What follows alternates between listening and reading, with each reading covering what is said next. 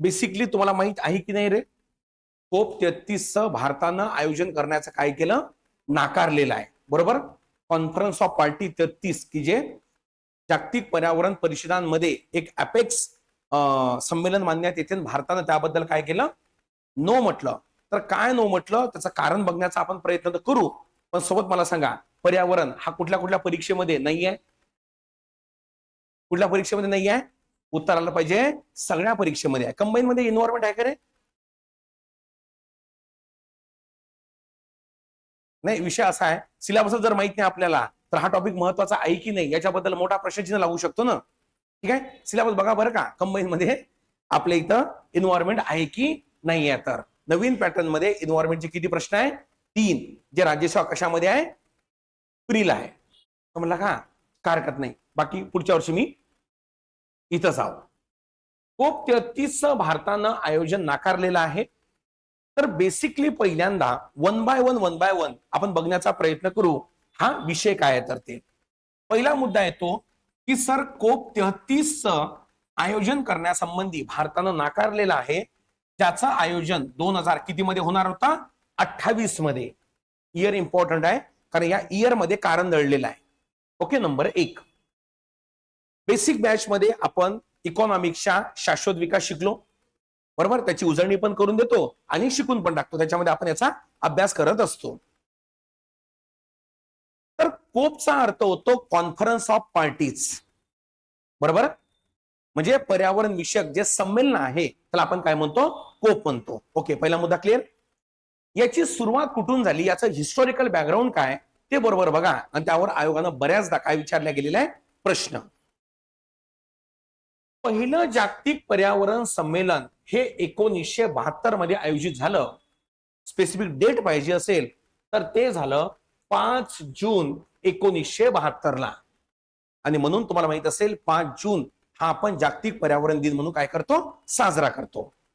पहिला मुद्दा क्लिअर. इथं प्रत्येक देशाच्या प्रतिनिधीनं भाग घेतला आणि इथं विशेष महत्वाचं काय, भारतातर्फे इथं सहभाग कोणी घेतला? स्वतः प्रधानमंत्री इंदिरा गांधी मॅडम यांनी घेतला. आणि एखाद्या कॉन्फरन्समध्ये, पर्यावरणीय कॉन्फरन्समध्ये प्रधानमंत्री जाते, जे भारताचे कोण आहे? हेड ऑफ द गव्हर्नमेंट आहे. बरोबर नाही इथपर्यंत? तर तो एक वेगळा एक मेसेज जातो की आम्ही पर्यावरणाबद्दल किती अलर्ट आहोत. आणि जसं इंदिरा गांधी मॅडम इथून परत आल्या आणि जेव्हा भारतामध्ये 42वी घटना दुरुस्ती झाली, तर तुम्हाला माहित असेल डीपीएसपी सोबत बरोबर ड्युटीज मध्ये आपण पर्यावरण हा घटक काय केला? समाविष्ट. Is that clear?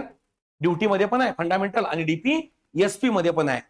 National environment कमिटीची स्थापना केली, ज्याच्या अध्यक्षा सुद्धा प्रधानमंत्री होत्या, ज्याच्यावर आयोगाचा पीवायक्यू पण आहे. एक नाही 3 वेळा की राष्ट्रीय पर्यावरण समितीचे अध्यक्ष कोण होते? बरोबर, की ज्या राष्ट्रीय पर्यावरण समितीचं नंतर रूपांतर पर्यावरण मंत्रालयामध्ये झालं. हे सगळे बदल हे इथून झाले. ठीक आहे.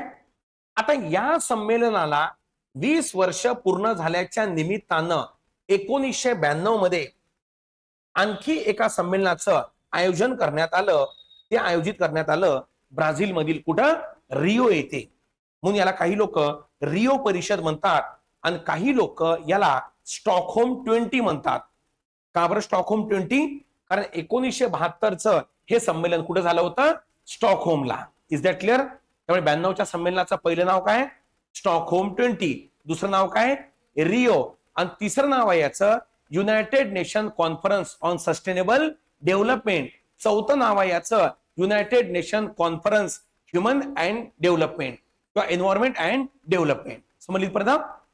तर या 72 मध्ये ह्या संमेलनाचं आयोजन झालं. साहजिक अजेंडा काय होता?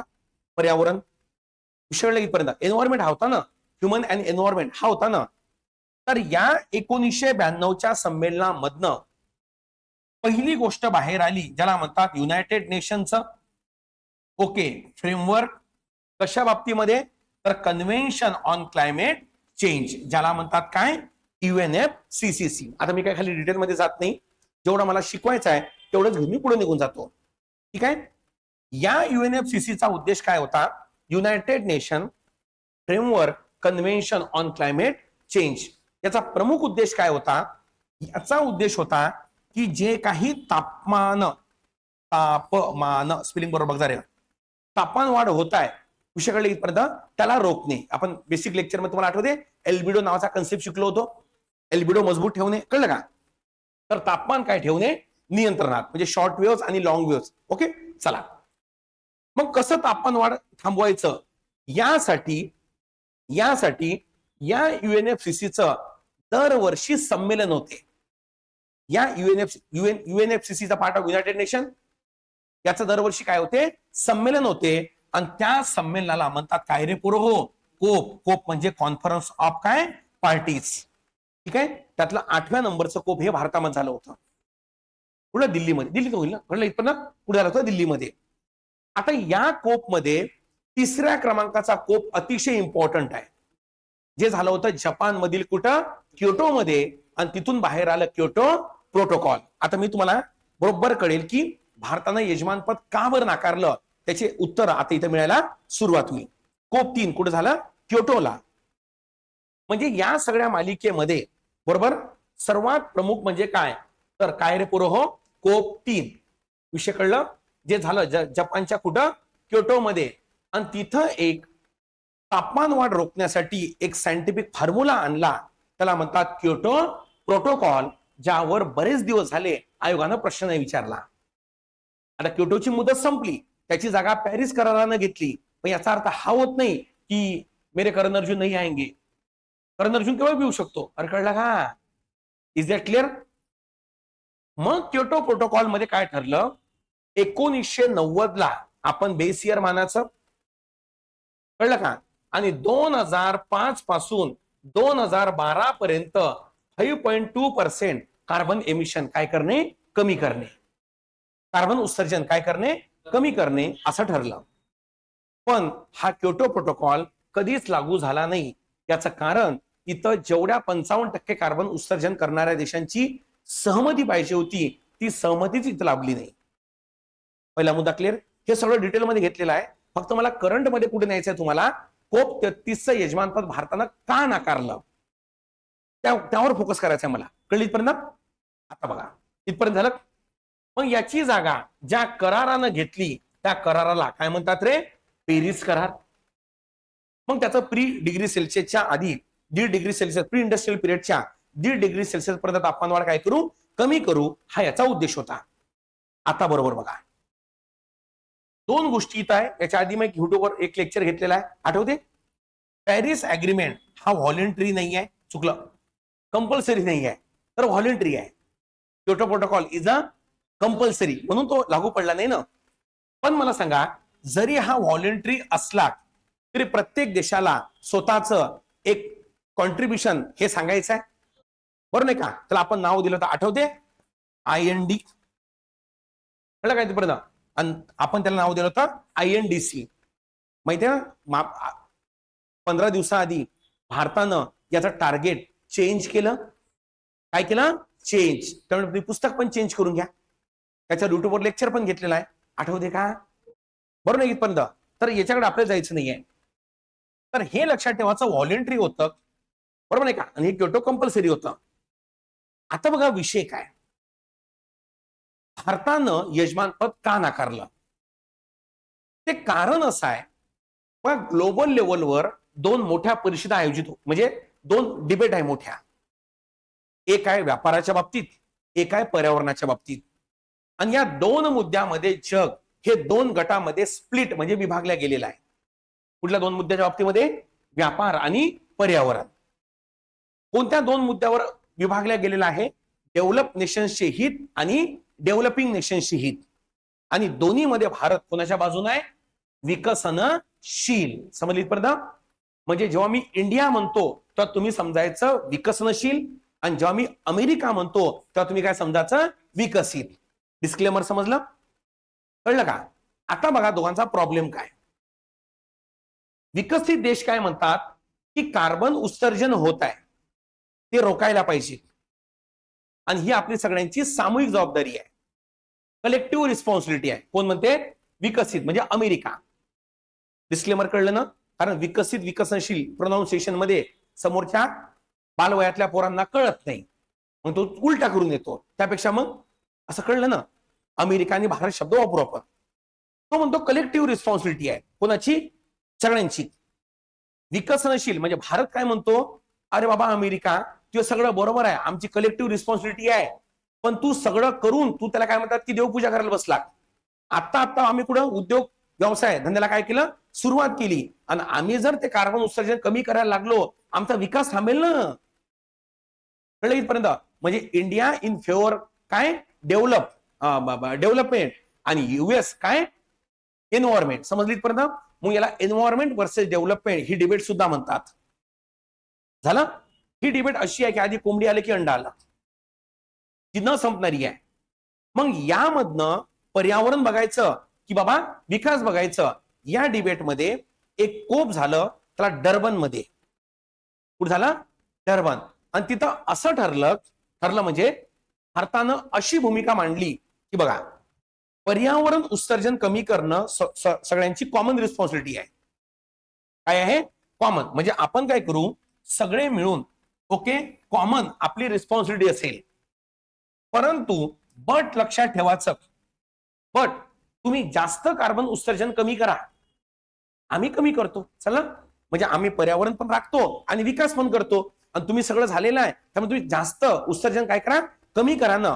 म्हणजे कॉमन आपली रिस्पॉन्सिबिलिटी असेल, बट लक्षात ठेवायचं काय असेल, डिफरंट रिस्पॉन्सिबिलिटी. कळलं का? हा शब्द पर्यावरणामधला हा ब्रीद वाक्य आहे, CBDR, common but differentiate responsibility. जर कधी पूर्वमध्ये आयोगाने प्रश्न विचारला की भारताची जागतिक पर्यावरणाबद्दल काय भूमिका आहे, तर ती ही भूमिका आहे. सगळ्यांची कॉमन असेल बट डिफरंट असेल, आणि यालाच म्हणतात डर्बन प्लॅटफॉर्म. जर विचारलं डर्बन प्लॅटफॉर्म कशाशी संबंधित आहे, तर तो पर्यावरणाशी आहे. समजली परत? आणि पर्यावरणामध्ये कशाशी संबंधित आहे, विकसित देशाची जबाबदारी काय जास्त, विकसनशीलची काय त्या तुलनेत कमी. समजली परत? जे अमेरिकेनंतर मानलं नाही मग तो भाग गेला. चला समजली परत? हे पहिलं रिझन आहे. आता होते काय, पर्यावरण हा मुद्दा असा आहे की ज्यावर आजपर्यंत काही नाही निघालं, उत्तर नाही निघालं. आणि या मालिकेमध्ये आता भारतानं स्वतःहून म्हटलं होतं बरं का, की मी या परिषदेचं काय करतो, आयोजन करतो, स्वतःहून म्हटलं होतं. आणि 2028 मध्ये आता त्याचं यजमानपद भारताला मिळालं. आता बरोबर बघा, जर भारताला यजमानपद मिळालं तर नंबर 1 भारतावर दबाव असेल कुठल्या बाबतीमध्ये, कमी करण्याच्या बाबतीमध्ये. आणि जर अमेरिकेने एखादी प्रस्ताव उलटा तिलटा जर आणला तर भारताला एक्सेप्ट करायला लागेल ना, आणि जे भारतीय इकॉनॉमीच्याच अगेन्स्ट मध्ये असेल नंबर 1. म्हणून भारत म्हणतो दिल्या घरी सुखी राहा, आम्हाला यजमानपद नको. हे पहिलं कारण. दुसरं कारण आहे 2028 मध्ये भारतामध्ये इलेक्शन इयर असेल. कुठलं इलेक्शन असेल? इलेक्शन. आणि हे आयोजित होणार आहे नोव्हेंबर महिन्यात. दर महिन्याच्या नोव्हेंबर डिसेंबर मध्ये काय होते, आयोजित. आणि तुम्हाला माहित असेल मे महिन्यात, मे 2029 पासनं आपला कार्यक्रम म्हणजे नवीन सरकार आपल्या इथं स्थापन होईल, बरोबर नाही का? म्हणजे त्याच्या आधी आचारसंहिता लागेल, हो की नाही? त्यामुळे आचारसंहिता आणि कॉन्फरन्स काय येऊ शकते सोबत. त्यामुळे दुसरं कारण. आणि तिसरं, तुम्हाला माहिती आहे भारत कॉमनवेल्थ गेमचं आयोजन करत आहे 34. कळलं का? त्याची प्रिपरेशन. तर या सगळ्या कारणामुळे बरोबर भारत म्हणतो की हे यजमानपद आम्हाला नको. आणि ही न्यूज आजकालची नाही आहे, ही न्यूज लक्षात ठेवायचं. ही न्यूज केव्हाची आहे रे बाबा? 17 एप्रिलची आहे, जी MPC पर्यंत पोहोचायला अजून 15 दिवस झाले, कुठंच दिसली नाही. म्हणून म्हणलं बाबा आपली जबाबदारी आहे नाही का, कुठली व्हॉलेंटरी जबाबदारी आहे की पोरांपर्यंत पोहोचवणे. म्हणून बघा, India not to host COP 33 in 2028, government confirm की कन्फर्म. विषय कळला? गव्हर्नमेंटने कन्फर्म केला आम्ही होस्ट करणार नाही आहोत. समजलं? 17 तारखेचं होतं. आणि मला नक्की एक उत्तर सांगा तुम्ही, जर मी हे लेक्चर घेतलं नसतं तर तुमच्यापर्यंत संदेश पोहोचला असता का? कळली पर्यंत? मेरे करण अर्जुन म्हणजे इयरबुक जब आएंगे तब मैं पढूंगा. कळलं का?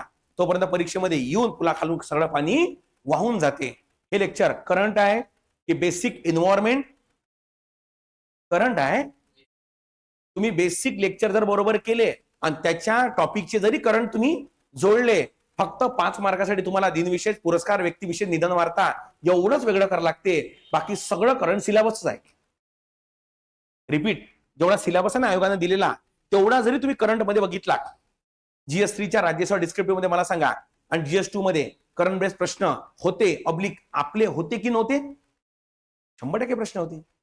चेक करायला सांगितलं तुम्ही काल, तुम्हाला केलं असेल की नसेल मला माहित नाही. तर या तऱ्हेनं त्याला काय म्हणतात की हे भारतानं काय केलं, आयोजन नाकारलं. इथं एक्झाम पॉईंट ऑफ व्ह्यू काय काय लक्षात ठेवायचं, UNFCCC कोप 3, कोप 15, कोप 8, कळलं का? भारताची भूमिका CB, DR, डर्बन, प्लॅटफॉर्म. चला कळली इथपर्यंत? हे बरोबर घ्या, नोट झालं, तुम्ही तुम्हाला याच्यावर उपलब्ध करून देत होते. चला काही प्रश्न आहे याच्याबद्दल? ओके, नाही ऑनलाईन वाले पोरं हो. ओके, ह्या बॅचेस सगळ्या आपल्या पूर्ण बॅचेस या अपडेट बॅचेस आहे. आता सगळ्या ज्या बॅचेस आहेत त्या एप्रिल बरोबर 2026 नंतरच्या सगळ्या अपडेट फुल लोडेड बॅचेस या अपलोड होणं सुरू आहे. अपलोड होणं म्हणजे बॅचेस रनिंग आहे. त्या ज्यांना जॉईन करायचं असेल हे कंबाईन जे कुपन कोड आहे ते एक वेळा बघून घ्या, हे वापरा, म्हणजे तयारी काय होईल, अतिशय मजबूत होईल तुमची. ठळक बातम्या इथंच संपल्या.